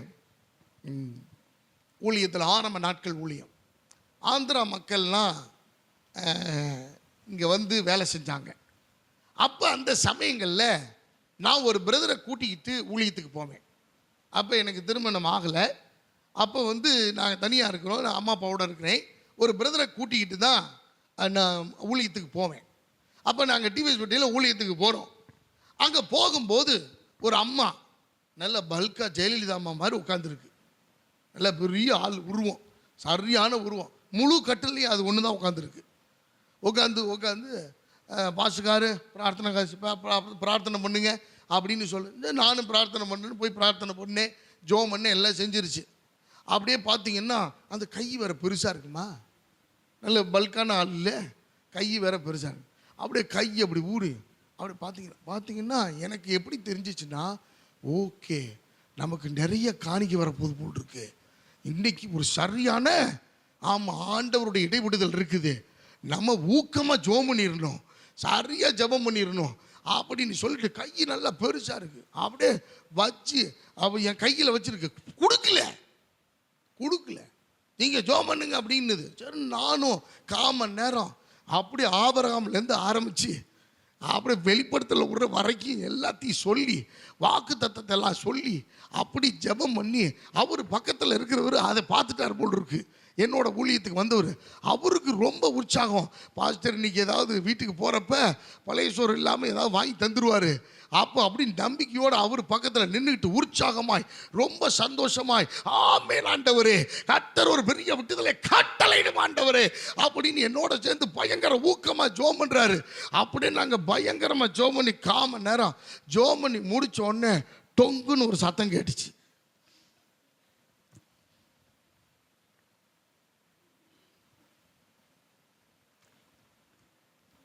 என் உசிரே போச்சு. இதுல கொடுமை என்னன்னா, அது கொடுத்த அந்த 1 ரூபா கட்டில் கடியில் போயிடுச்சு. என்னோட வந்த ஆள் இருக்குல்ல, அது கட்டிலுக்குள்ள பூந்துருச்சு. நான் சொல்றேன், யோ வெளியே வாயா, ஏயா இப்படி மானத்தை வாங்குற, இப்படி கேவலப்படுத்தி விட்டாங்களே நம்மள. உண்மையாக சொல்கிறேன், நான் பொய்யெல்லாம் சொல்லல. நான் நொந்து போனேன். ஆண்டவரே, இந்த 1 ரூபா காசுக்கு நான் 1/4 மணி நேரம் உசுறு போகிறேன். நான் ஆண்டவரே ரொம்ப கஷ்டம் ஆண்டவரே அப்படின்னு அழுதுருக்கிறேன். அவங்க 1 ரூபாயை எடுத்துட்டு வந்து குடும்பத்தில் 4 நாலனாவா மாற்றி அந்த 4 அண்ணாவை போடுவாங்க. எப்படியெல்லாம் நான் ஒழுங்கு செஞ்சிருக்கேன் பார்த்தீங்களா? புக்கே போடலாங்க. நான் அற்பமாலாம் நினைக்கல. ஆனால் எவ்வளவு தரக்குறைவா செஞ்சிருக்கான் பார்த்தீங்களா? அன்னைக்கு ஒரு மூட்டை 550 ரூபா 650 ரூபா அரிசி மூட்டை, 10 மூட்டை வீட்டில் அடுக்கி வச்சிருப்பான். ஆனால் கர்த்தருக்கு கொடுக்கும்போது 4 அண்ணா. எப்படி ஆசீர்வதிக்கப்படும்? கூப்பிடுவாங்க, எனக்கு அடிக்கடி கூப்பிடுவாங்க, பாஸ்டர்காரு உடம்பு முடியல, ஆஸ்பத்திரிக்கு போகணும். எந்த டாக்டர் நல்ல டாக்டரு? ஏன்னா இவங்களுக்கு அதெல்லாம் தெரியாது. அதெல்லாம் அலைஞ்சிருக்கிறேன். கவர்மெண்ட் டாக்டர்கிட்ட கொண்டு போய் சேர்த்து ஆப்ரேஷன் கொண்டு பண்ணி விட்டுருக்குறோம், எல்லாம் செஞ்சுருக்குறோம். அருமையான கர்த்தருடைய பிள்ளைகளை இப்போ நல்ல கவனிங்க. இப்போ இந்த நம்ம என்னைய மாதிரி தான் பிள்ளைய மாதிரி தான் நானும். அந்த நாட்களில் எனக்கு புத்தி வர்றதுக்கு ரொம்ப நாள் ஆச்சு. பார்த்துட்டு அப்புறம் ஆண்டவரே சோத்திரம், இந்த ஒரு ரூபாயை பார்த்துட்டு நம்ம ஒருவேளை லைட்டாக தெரிஞ்சிருந்தா கூட சுதாரிச்சிருந்துருப்போமே, தெரியாமல் போச்சே. அந்த குண்டு அம்மா அப்படி கையை வச்சிருக்கோம், அகலமாக வைக்கவும் பெரிய லம்பா மோட்டா வரும் போல் இருக்கு அப்படின்னு. சில பேர் அப்படித்தானே, செல்லாத காசை உண்டியலில் போட்டு நான் அதை தெருவாக சுற்றணும், அதுக்கு 200 ரூபா பெட்ரோல் போட்டு செல்ல வைக்கணும். நம்ம அவன் சொல்லிட்டான் கடைசியில், இது நீங்கள் ரிசர்வ் பேங்க் ஆஃப் இந்தியாவில் தான் கொடுக்கணும். இது நான் ஃப்ளைட்டு பிடிச்சி அல்லது ட்ரெயின் பிடிச்சி ரிசர்வ் பேங்க் ஆஃப் இந்தியாவில் போய் இந்த 2 ரூபாயை கொடுத்து நான் அதை சரி பண்ணிட்டு வரணுமா? அருமையானவர்களே, கர்த்தருக்கு கொடுக்குறதில்ல கரெக்டாக இருக்கணும். ஆபேலுடைய காரியத்தை நீங்கள் படிக்கணும். ஆபேல் கொழுமையானவைகளை, சிறந்ததை, முதல் தரமானவைகளை தேர்ந்தெடுக்கணும் கர்த்தருக்கு. நீ எப்படி இப்படிலாம் செஞ்சாதான் கர்த்தர் உன்னுடைய கிரியையை பார்த்து அவரும் அதை விட டபுள் மடங்காக செய்வார். அல்லேலூயா. இல்லைன்னா ஓட்டையில் போட்ட காசு தான். அன்பான தேவ பிள்ளைகளே, அப்போ இந்த பிள்ளையாம் பணத்தை பார்த்த உடனே சோத்திரம். அப்போ சொன்ன, நீங்கள் இருங்க, இன்னைக்கு கர்த்தர் என்ன பேசுகிறாருன்னு கேட்டுருவோம். ஜோம் பண்ணுறான், ஊக்கமாக ஜோம் பண்ணுறான். நைட்டு பூரா தூக்கம் வரல. ஆண்டவரே, கூலியை வேற கொண்டு வந்துட்டாங்க, வச்சு படுத்துருக்குறாங்க, என்னோட தான் படுத்துருக்குறாங்க, நான் ஜோம் பண்ணி பதில் சொன்னால் தான் இங்கே தருவாங்க அப்படின்ற மாதிரி அவர். அப்படி தானே நிறைய பேர் சம்பளத்தை பார்த்து போய் மாட்டிக்கிட்டாலாம் இருக்குதுங்க. இந்த 20 ரூபா போட்டோம்னா 40 ரூபா வரும், 40 ரூபா போட்டோம்னா 50 ரூபா வரும், 50 ரூபா போட்டோம்னா 1 லட்ச ரூபா வரும். அப்புறம் மொத்தமாக போயிடும், ஒன்றுமே இல்லாமல் போயிடும். சாக்குக்கு வாங்கின காசு கூட கிடைக்காது நமக்கு. அருமையான தெய்வ பிள்ளைகளை, இப்போ இந்த பிள்ளையாமனுடைய எண்ணங்கள் எல்லாம் ஆண்டவர் என்ன தெரியுமா சொல்லிட்டாரு? ஆண்டவர் சொன்ன ஒரே முதல் வார்த்தை 22வது அந்த அதிகாரத்தில் சொல்றாரு, தேவன் பிழையாம் இடத்தில் வந்து உன்னிடத்தில் இருக்கிற இந்த மனிதர் யார் என்றார். பிழையாம் தேவனை நோக்கி, சிப்போரின் குமாரனாகிய பாலாக் என்னும் மோவாபின் ராஜா அவர்களை என்னிடத்துக்கு அனுப்பி. அதற்கு தேவன் பிழையாமை நோக்கி, நீ அவர்களோட போக வேண்டாம். அவர்களோட நீ என்ன செய்யாத? போக வேண்டாம். அந்த ஜனங்களை சபிக்கவும் வேண்டாம். சபிக்க வேண்டாம். அவர்கள் ஆசீர்வதிக்கப்பட்டவர்கள். அல்லேலூயா. பிள்ளையாமிட்ட கர்த்தர் தெளிவா சொல்லிட்டாரு, பிள்ளையாமை நீ போக கூடாது. இப்ப எப்படி இருக்கும்? இது என்னடா இது? நம்ம நம்ம கிடைக்கும்னு ஆர்வம்ல இருந்தோம். இப்ப ஆண்டவர் ஸ்ட்ரிக்டா என்ன சொல்றாரு? போகாதன்னு சொல்றாரு. சரி, போகாதன்னு சொன்னா வெளியில விடியற் காலத்துல என்ன சொல்லியிருக்கணும்? என்ன சொல்லியிருக்கணும்?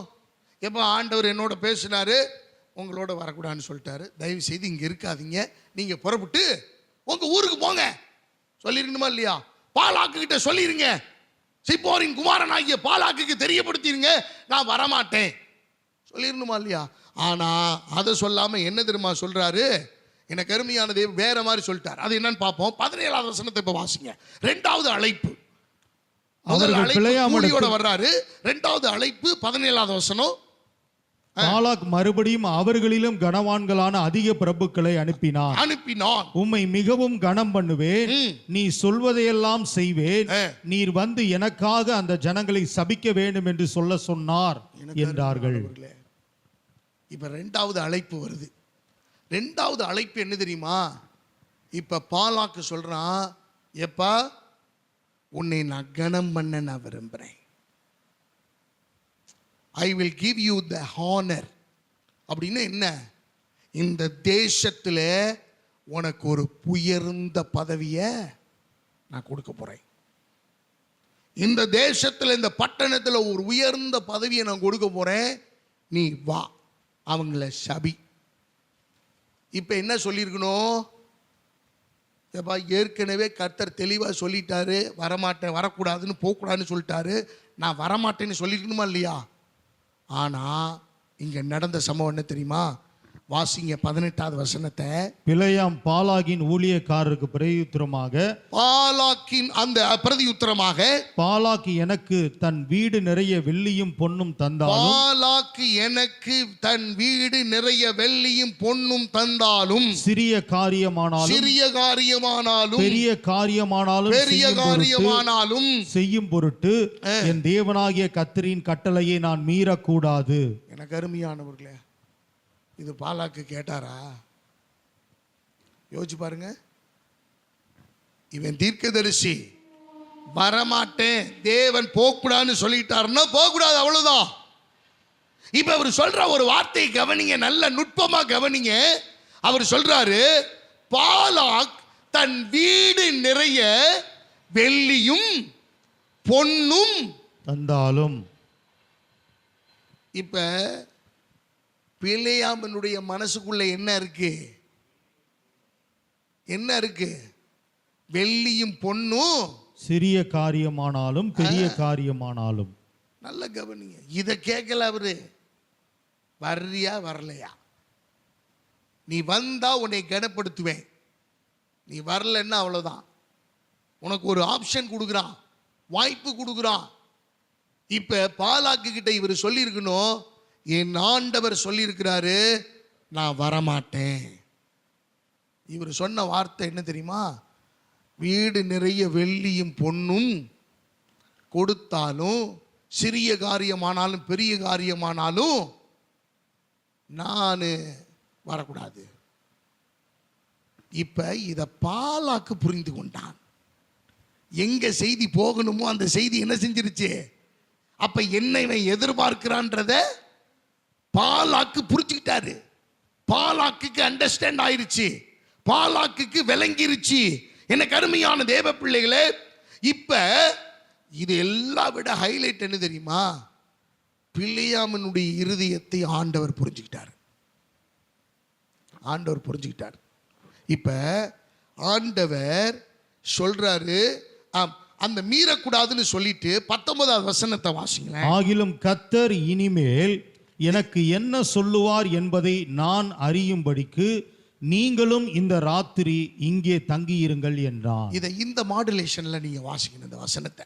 எப்படின்னா, இப்ப பாலாக்கு சொல்லி அனுப்புறான், உம்மை மிகவும் கனம் பண்ணுவேன், நீ சொல்வதை எல்லாம் செய்வேன், நீர் வந்து எனக்காக அந்த ஜனங்களை சபிக்க வேண்டும் என்று சொல்ல சொன்னான் என்றார்கள். பிலேயாம் பாலாக்கின் ஊழியக்காரருக்கு பிரதியுத்தரமாக, பாலாக் எனக்கு தன் வீடு நிறைய வெள்ளியும் பொன்னும் தந்தாலும், சிறிய காரியமானாலும் பெரிய காரியமானாலும் செய்யும் பொருட்டு என் தேவனாகிய கர்த்தரின் கட்டளையை நான், நல்ல கவனிங்க, எனக்கு விருப்பம்தான், எனக்கு ஆசைதான், எனக்கு நீங்க கொடுக்கிற பதவி எங்களுக்கு வேணும் தான், நீங்க கொடுக்கிற கனம் எனக்கு வேணும் தான், நீங்க இந்த இடத்துல நீங்க கொண்டு வந்த காணிக்கை எனக்கு வேணும் தான். ஆனா நான் தேவனுடைய கட்டளையை, ஹலோ புரியுதுங்களா நான் சொல்றது? எத்தனை பேருக்கு புரியுது?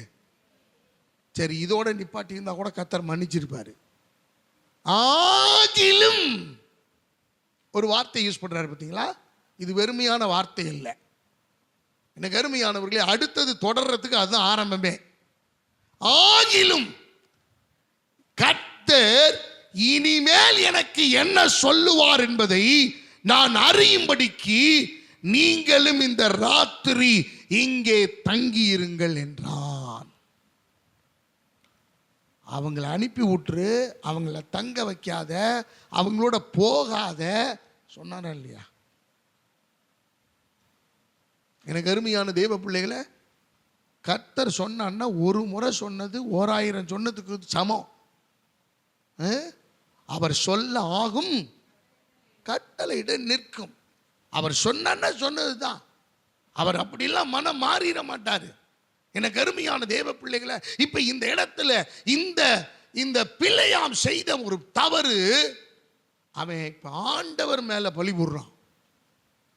எனக்கு ஆசை தான், எனக்கு வரணும்னு விருப்பம் தான், ஆனா நான் என்ன பண்ணக்கூடாது, கர்த்தரின் கட்டளையை மீறக்கூடாது. மீறி என்னால் வர முடியாது, மீறி வர முடியாது, எனக்கு விருப்பம்தான்.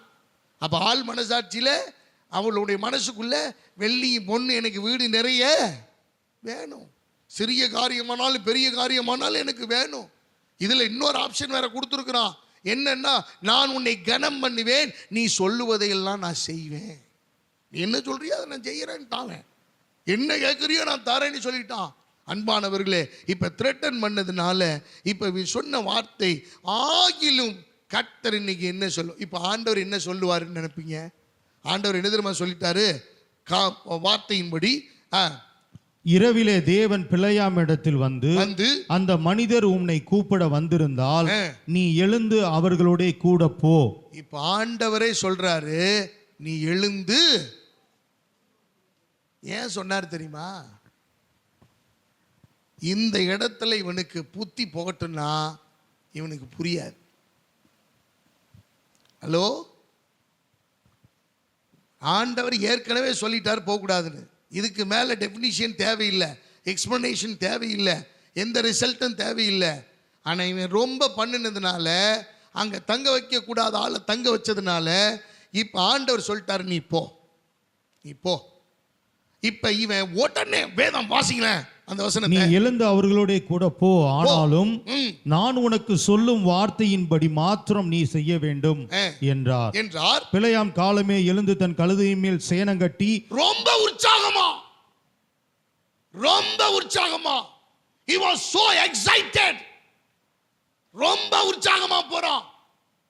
என்ன தெரியுமா? ஏன்னா இவனுடைய வாஞ்சை, இவனுடைய தாகம், இவனுடைய ஏக்கம் எல்லாம் அப்படி அந்த காணிக்கை மேலையும் அந்த பணத்து மேலையும் அந்த வெள்ளி பொண்ணு மேலையும் அவனுடைய உயர் பதவி, எல்லா செல்வாக்கு, வரப்போகிறதான புகழ்ச்சி, இது எல்லாத்தையும் அவன் கனவு காண்கிறான். அருமையானவர்களே, இப்ப கர்த்தர் இவன் அனுப்பி விட்டாரு. இவர் உற்சாகமா சேனம் கட்டி வேலைக்காரன் 2 பேர்த்த கூட்டிட்டு மோவாபின் பிரபுக்களோட போனான். 22வது வசனத்தை வாசிங்க. அவன் போகிறதுனாலே தேவனுக்கு கோபம் மூண்டது. போ சொன்னது யாருங்க? சத்தமா சொல்லுங்க. தேவன். போ சொன்னது கர்த்தர். இப்ப கோபப்படுறது யாருங்க? கர்த்தர். இப்ப இப்போ சொன்னது யார்? நீ தெரியுதா? அர்த்தம் தெரியுதா? அர்த்தம் புரியுதா? இவர் நியாயமான சூழ்நிலையிலே ஆண்டவர் போக சொல்லி இருந்தா அவர் கோபப்பட்டிருக்க மாட்டார். அவர் கோபப்படுகிறார் என்றால் இங்கே பிள்ளையாம் இடத்திலே ஒரு மிகப்பெரிய தவறு நடந்திருக்கிறது. அருமையான தேவ பிள்ளைகளே, இந்த தவற இவனுக்கு இன்னும் புரியல, இவனுக்கு இன்னும் விளங்கல. இப்ப இந்த கழுதையை ஏறி போய் நின்று அவன் போய் கொண்டிருக்கிறான். தொடர்ந்து வாசிங்க. கர்த்தருடைய தூதனானவர் வழியிலே அவனுக்கு எதிராளியாக நின்றார். அவன் தன் கழுதையின் மேல் ஏறி போனான். அவன் வேலைக்காரர் 2 பேரும் அவனோட கூட இருந்தார்கள். எனக்கு அருமையான தேவனுடைய பிள்ளைகளை, இப்ப மீதி உள்ள வசனங்களை வீட்டுல போய் படிச்சு பாருங்க, நேரம் இல்ல. இப்ப கழுதை கழுதையை நிப்பாட்டிட்டாரு. கர்த்தருடைய தூதன் உருவின பட்டயத்தோட நின்று கொண்டிருக்கிறான். கழுதை கண்ணு திறந்து பார்த்துருச்சு. கர்த்தருடைய தூதன் நிக்கிறதுனால போக மறுக்கிறது. கழுதையை ஓங்கி அடிக்கிறான். கழுதை வாயை பார்த்தார். கர்த்தரை பார்த்து கழுதை மேல பரிதாபப்பட்டுட்டு, முறைப்படி யாரு மேலதான் பரிதாபப்பட்டிருக்கணும்? ஹலோ, பிள்ளையா மேல பரிதாபப்பட்டிருக்கணும், அதானே முறை. ஆண்டவரே கழுதை மேல பரிதாபப்பட்டார். சில இடத்துல நாய் ஜெயிச்சிருது. காரணம் என்ன தெரியுமா? நம்ம தோல்வி அடைஞ்சிடணும். நாய்க்கு கூட ஆண்டவர் பரிதாபப்படுறாரு, நமக்கு பரிதாபப்படுற மாட்டேங்கிறார். காரணம் நம்முடைய அகந்தை, மேட்டிமை, நம்முடைய செயல்பாடு, இதெல்லாம் கர்த்தருக்கு பிடிக்கிறது இல்லை. நாம நினைச்சிட்டு இருக்கிறோம் நாம தேவ சித்தத்துல தான் நடந்துகிட்டு இருக்கிறோம்னு. அருமையானவர்களே, இந்த இடத்துல தேவ சித்தத்துக்கு விரோதமாய் தேவனுடைய வார்த்தைக்கு கீழ்ப்படியாமல் போகிறதுனாலே இப்ப அவனுக்கு நடந்த சம்பவம் ஒவ்வொன்றையும் நீங்க கவனிச்சு பாருங்க. ஆண்டவர் தடுத்து நிறுத்தா, கழுதை அடிக்கிறான், கழுதை வாயை திறக்குது, கழுதை பேசுது. இப்போ நம்ம வீட்டு நாய், நம்ம வீட்டு பூனை நம்மளோட பேசினா, உனக்கு அறிவு இருக்கா, என்னை போட்டு அடிக்கிற அப்படின்னு கேட்டுச்சுன்னா எப்படி இருக்கும்? கொஞ்சம் யோசிச்சு பாருங்க. என்ன இப்படி போட்டு துன்பப்படுத்துற அப்படின்னு. எனக்கு அருமையானவர்களே, கழுதை பேசுது, ஏன் என்னை அடிக்கிற, நீ ஏறின நாள் முதற்கொண்டு இன்னார் வரைக்கும் நான் ஏதாவது தப்பா நடந்திருக்கிறேன்னா பாருங்க. கழுதை பேசி புத்தி வர அளவுக்கு பிள்ளையாமுக்கு புத்தி பேதலிச்சு போச்சு, அறிவில்லாம போச்சு. அருமையானவர்களே, தேவனுடைய வார்த்தைக்கு கீழ்ப்படியாமல் செய்கிற போது தேவன் தடை செய்கிறார். இந்த இரண்டாவது காரியம், தேவனுடைய வார்த்தைக்கு நீ கீழ்ப்படியாம இருக்க இருக்க இருக்க விபரீதம் அதிகமாகி கொண்டே இருக்குமே ஒழிய உன் பிரச்சனை சால்வ் ஆகாது. நீ ஒரு கட்டத்தில் கீழ்ப்படிச்சே ஆகணும், அந்த வரையறைக்குள் வந்தாகணும், கட்டுப்பாட்டுக்குள் வந்தாகணும், அந்த முடக்கத்துக்குள் வந்தாகணும். எனக்கு அருமையானவர்களே, இப்ப போறான், கழுதை பேசுது. இப்ப ஆண்டவர் பேச ஆரம்பிச்சிட்டார். ஏன் கழுதையை அடிக்கிற, ஏன் கழுதையை, கர்த்தர் கழுதைக்காக வழக்காடுறாரு, குறுக்க நிக்கிற, ஏன் கழுதைன்னு கழுதையை பத்தி திட்டுறான், கழுதை இப்படி சொல்லுது. அப்ப கர்த்தர் அந்த அவனுடைய கண்களை திறந்த போது உருவின பட்டயத்தோடு கர்த்தருடைய தூதன் வழியிலே தடை செய்து நிற்கிறதை அவன் கண்டான். அருமையான கர்த்தருடைய பிள்ளைகளை, இப்பையும் பிழையாமை கர்த்தர் நேசிக்கிறார். பிழையாம சபிக்கல, பிழையாம அடிச்சு நொறுக்கல, பிழையாம இல்லாமல் பண்ணணும்னு நினைக்கல. நீ போ, ஆனா நான் சொல்றத சொல்லு அப்படின்னு அனுப்பிவிட்டார். இந்த சிப்போரின் குமாரனாகிய பாலாக்கு ஒவ்வொரு கார்னர்லையும் நிற்கிறான், 4 மூலையிலையும் போய் நின்று பலிபீடத்தை கட்டி சபிக்க சொல்றான். ஆனா எல்லா இடங்களிலேயும் சபிக்க முடியாதபடி அவன் அந்த ஜனங்களை ஆசீர்வதிக்கிறான். அல்லேலூயா. அருமையான கர்த்தருடைய பிள்ளைகளை, நாம் புரிந்து கொள்ள வேண்டிய செய்தி இதுதான். தேவனுடைய வார்த்தைக்கு நீ கீழ்ப்படியலைன்னா நீ கண்டிப்பா துன்பத்தை அனுபவிச்சு ஆகணும். தடை செய்வார். ஏன் உன் வேலையில் தடை, ஏன் உன் எதிர்காலத்தில் தடை, ஏன் உன் வருமானத்தில் தடை, ஏன் உங்க ஆரோக்கியத்தில் தடை, ஏன் உங்க உறவுகள் காரியங்களில் தடை, நீங்க எடுக்கிற திட்டங்கள்ல ஏன் தடை? உங்களுடைய ஃபோக்கஸ் ஆண்டவர் மேல இல்லை. நீ பணத்தை மையமா வச்சு போகக்கூடாது, எதையுமே நீ பணத்தை மையமா வச்சு செயல்படக்கூடாது. மணி மைண்டடா நீ இருந்த, பிழையாம போல இருந்த அப்படின்னா நீ சிரமத்தை அனுபவித்து ஆகணும். அப்புறம் கழுதை தான் பேசும். அருமையானவர்களே, கண்டவனும் உனக்கு அட்வைஸ் பண்ணி நீ திருந்த வேண்டிய சூழ்நிலைக்கு தள்ளப்படுவாய். கர்த்தரோடு உன்னோடு கூட பேசணும் அப்படின்னா ஆண்டவருடைய வார்த்தைக்கு செவி கொடுக்கணும். எனக்கு அருமையான தெய்வ பிள்ளைகளை, ஆண்டவர் இந்த 2 காரியத்தை கர்த்தர் நமக்கு நினைப்பூட்டி இருக்கிறார். ஒன்று என்ன, தேவ சித்தத்துக்கு எதிராக செயல்படும் போது அவர் தடுத்து நிறுத்துறார். 2வது, தேவனுடைய வார்த்தைக்கு நான் கீழ்ப்படியாமல் போகிற போது அவர் என்னை தடுத்து நிறுத்துறார். இந்த 2 காரியத்தை நீங்க மனசுல வைங்க. நம்ம எல்லாரும் அப்படியே எழுந்து நிற்போமா? எல்லாரும் எழுந்து நின்று தேவ பர்வதத்தில், எனக்கு அருமையானவர்களே, உங்களுக்கு பண ஆசை இருக்கக்கூடாது, கர்த்தருக்கு உரியதை வஞ்சிக்க கூடாது, கர்த்தருக்கு உரிய காரியங்களை ஏமாற்றக்கூடாது. உங்களுக்கு உரிய காரியங்கள்ல வருமானத்தில் நீங்க தேவனுக்கு உண்மை உள்ளவர்களாக நீ இருக்கணும். கொஞ்சமா இருந்தாலும் அதுல உண்மையா இருந்து பழகுங்க. தேவன் அதை காண்கிறார். ஆமா, நீ மணி மைண்டடா இருந்த, இதை வச்சு அதை பண்ணிடலாம், அதை வச்சு இதை பண்ணிடலான்னு பல திட்டங்களை நீ போடலாம். ஆனா திட்டங்களுக்கெல்லாம் கர்த்தர் குறுக்கி நின்று அவர் தடை செய்வார். இன்னைக்கு அப்படிதான் தடை நடந்து கொண்டிருக்கு. ஏன் வளர்ச்சி இல்லை, ஏன் உயர்வு இல்லை? கர்த்தர் உங்களை உயர்த்த முடியாதா என்ன? கர்த்தர் உங்களுக்கு சுகத்தை கொடுக்க முடியாதா என்ன? கர்த்தர் இந்த வியாதியிலிருந்து உங்களை விடுவிக்க முடியாதா என்ன? உங்கள் பலகீனத்திலிருந்து உங்களை மாற்ற முடியாதா என்ன? உங்களுக்கு சமாதானத்தை கொடுக்க முடியாதா என்ன? உங்களுக்கான குடும்ப சூழ்நிலைகளை சாதகமாக்கி தர முடியாதா என்ன? ஆண்டவர் எல்லாவற்றையும் செய்ய அவரால் கூடும். ஆனா கர்த்தர் தடை செய்கிறார். ஏன் தெரியுமா? தேவ சித்தத்துக்கு நீ திரும்ப வரணும். ஆண்டவர்கிட்ட நம்ம எல்லாம் கைகளை உயர்த்தி எல்லாம் சொல்லுங்க, ஆண்டவரே, தேவ சித்தத்துக்கு நேரம் நான் திரும்புகிறேன். ஆண்டவரே, இதுவரைக்கும் தேவ சித்தத்துக்கு எதிராக நான் நின்றுகிட்டு இருந்தேன், தேவனுடைய வார்த்தைக்கு எதிராக நின்றுகிட்டு இருந்தேன். இப்போ இந்த முறை ஆண்டவரே, தேவனுடைய விருப்பத்துக்கு மாறா நான் செய்ய மாட்டேன். ஆண்டவரே, தேவனுடைய சித்தத்தை நான் நிறைவேற்றுவேன். கொஞ்சமா இருந்தாலும் அதுல நான் உண்மையுள்ள நபராய் நான் இருக்க விரும்புகிறேன். ஆண்டவரே, அப்பா, என் தேவனுடைய வார்த்தைக்கு, சத்தியத்துக்கு நான் கட்டுப்பட்டு கீழ்ப்படிய நான் வாஞ்சிக்கிறேன். ஆண்டவரே, ஒப்பு கொடுங்க, சரணடைங்க.